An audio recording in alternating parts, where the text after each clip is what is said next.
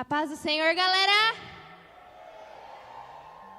É um motivo de grande alegria para mim estar aqui nessa tarde. Quantos estão alegres de estar na casa do Senhor?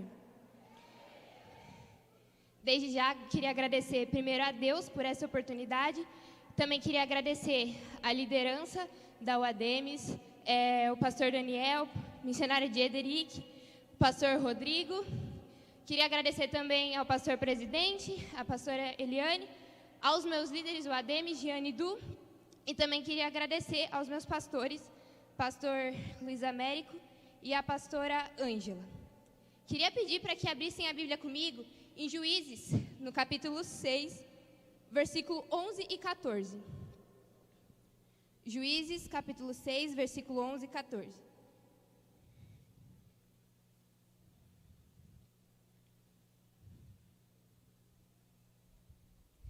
Então o anjo do Senhor veio e assentou-se debaixo do carvalho, que está em Ofra, que pertencia a Joás, a Biesrita. E Gideão, seu filho, estava malhando trigo no lagar, para o salvar dos midianitas. Versículo 14. Então o Senhor olhou para ele e disse: vai nessa tua força e livrarás a Israel das mãos dos midianitas. Porventura não te enviei eu? No período do livro de Juízes, o povo de Israel estava vivendo um período teocrático, um período de teocracia. Ana, o que é um período teocrático? O que é teocracia? Teocracia é um tipo de governo, onde ocorre a junção de duas palavras gregas, teo, que significa Deus, e cracia, que significa governo. Então, teocracia é um tipo de governo em que Deus governa o povo de forma direta. E mesmo Deus governando o povo de Israel de forma direta, o povo de Israel não soube aproveitar isso. Por quê, Ana? Porque eu posso dizer que, para mim, um dos períodos onde o povo de Israel mais viveu, como eu posso dizer, uma crise de identidade, uma crise de integridade, foi nesse período no livro de Juízes. Eu vou tentar contextualizar, trazendo para os dias atuais para vocês entenderem. Porque era como se o povo, eles viessem à igreja e aqui dentro, no período de culto, eles adorassem a Deus, eles louvassem o nome do Senhor. Aqui dentro eles falavam: Senhor, nós te amamos, nós te adoramos. Mas a partir do momento em que o culto terminava, da porta para fora, eles saíam e iam adorar outros deuses, que naquele período era Baal e Aserá. Baal era o Deus, era o Senhor dos senhores, né, considerado por eles, e também o Deus do trovão. Aserá era a deusa da fertilidade, a deusa do amor. Então o povo de Israel, mesmo vivendo um período teocrático, onde Deus os governava de forma direta, eles não souberam aproveitar. Então, eles começaram a cair no pecado da idolatria e o Senhor, olhando para todo aquele momento, Ele falou: poxa, eu trouxe um período de paz para vocês, eu livrei vocês da mão do inimigo muitas vezes. Então, se vocês querem andar com as suas próprias pernas, ok, só que não contem mais com a minha presença.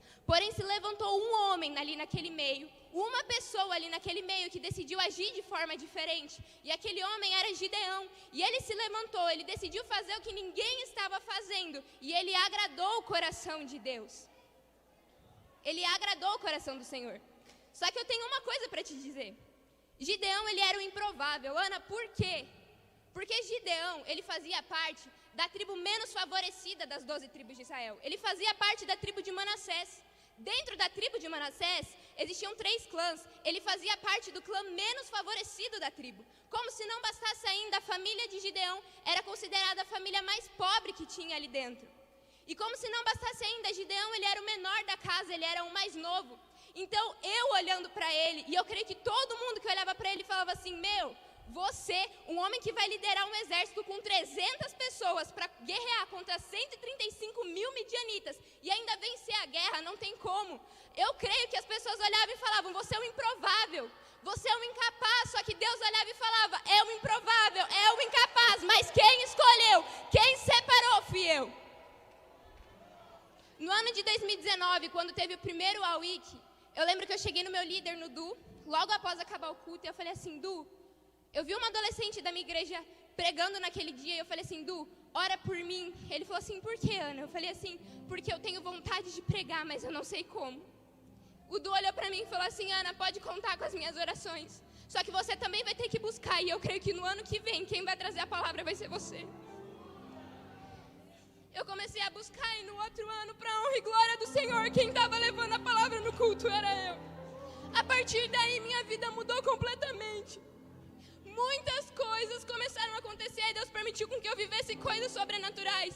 Em julho do ano passado, eu não sei se todos conhecem, mas Deus permitiu com que eu fosse participar do retiro. Ano que é o retiro é simplesmente o maior evento de influencers cristãos que tem aqui no Brasil. E eu não preenchia nem metade dos requisitos que tinha para participar, só que era um sonho do meu coração. E o Senhor permitiu com que eu participasse disso. Eu fui para Goiânia, passei 5 dias lá com aquele pessoal, com aquela galera. E a gente mergulhou totalmente, a gente se aprofundou totalmente. E em um dos dias, quem foi pregar lá foi o pastor Davi Passamani, que é o cantor do nosso hino tema. E ele contou os testemunhos de como Deus entregou os hinos para ele. E um deles me chamou muita atenção, porque quando ele era mais novo, a alegria do coração dele era quando faltava músico na igreja. E o pastor olhava para ele e falou: falta música, então vai você tocar, vai você cantar. E ele ia. Aí chegou um momento em que ele ia cantar, ele ia louvar, só que a voz dele não saía na caixa de som.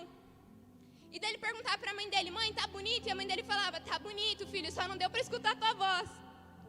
Só que um dia ele estava tão triste, ele estava tão chateado, que ele falou assim: Deus, fala comigo. E o Senhor entregou uma canção para ele. E ele falou assim: Senhor, hoje eu vou para o culto, eu vou pedir oportunidade para o pastor e faz a minha voz sair na caixa de som. Ele foi, pediu oportunidade para o pastor deu oportunidade para ele. E lá naquele culto, ele cantou, só que na igreja só deu a voz dele na caixa de som. Aí o som estava tão alto e o carinha da mesa de som estava chorando. O pastor foi falar com o cara e falou assim: o que está acontecendo? Ele falou assim: pastor, toda vez que ele ia cantar, eu desligava o microfone dele. O pastor olhou e falou assim: tá, mas você quis recuperar todo esse som perdido agora, colocando o som nessa altura? E ele falou assim: pastor, olha o microfone dele, está desligado. Davi Passamani jovem, adivinha qual era o hino que Deus deu para ele naquele dia que ele louvou? Improvável, mas escolhido. Aleluia, Pai. Incapaz, mas vencedor em ti, Senhor. Eu não sei o que o inimigo tem soprado na sua mente, eu não sei o que as pessoas têm falado para você, que você é um incapaz, que você é um improvável, mas Deus está falando para você nessa tarde: incapaz, improvável, mas quem separou fui eu. Incapaz, improvável, mas quem escolheu fui eu. Eu olho pra mim mesmo e eu falo: gente, na onde que uma menina que mora no Vale do Ribeira, em Miracatu, Deus permitiu eu participar daquele evento. Gideão, quando ele foi lá liderar aquele povo, aquele exército com 300 homens contra aqueles 135 mil homens, e eles venceram, a palavra fala que eles não usaram arma nenhuma, não tinha espada, não tinha escudo, não tinha lança, não tinha nada, mas Gideão entregou na mão de cada um deles trombetas, vasos de cântaro com uma tocha dentro. Por quê? Porque o vaso de cântaro escondia o fogo. E entregou buzinas. Por quê, Ana? Porque Deus falou assim: Gideão, na hora que eu ordenar, você vai tocar a trombeta. E na hora que você tocar a trombeta, todos eles vão quebrar os vasos de cântaro. Todos eles vão quebrar o vaso de cântaro ao mesmo tempo. A luz vai aparecer. O barulho e a luz, quando os midianitas virem, eles vão olhar, vão me escutar e vão sair fugindo de medo, porque eles vão achar que são muitos homens. E vocês vão ter certeza que quem livrou vocês fui eu. E assim foi feito. Gideão tocou a trombeta. Eles quebraram os vasos e a luz apareceu. Ana, o que você está querendo dizer com isso, irmão? Jesus nos chamou para ser sal da terra e luz do mundo. Paulo nos compara com um vaso, com os vasos na mão do Senhor. Vasos de cântaro. E o Senhor diz que tem gente aqui nessa tarde que Ele já deu ordem para quebrar o vaso de cântaro há muito tempo e ainda não quebrou, porque está escutando o que o inimigo está falando, que você é o improvável, que você é o incapaz. Só que Jesus está falando para você nessa tarde: quebra o vaso, deixa a luz aparecer, porque eu quero te usar. Incapaz, mas quem escolheu fui eu. Improvável, mas quem separou fui eu. Para finalizar, eu quero que você repita assim comigo: eu sou um improvável, mas Ele me escolheu. E eu agradeço a oportunidade em nome de Jesus.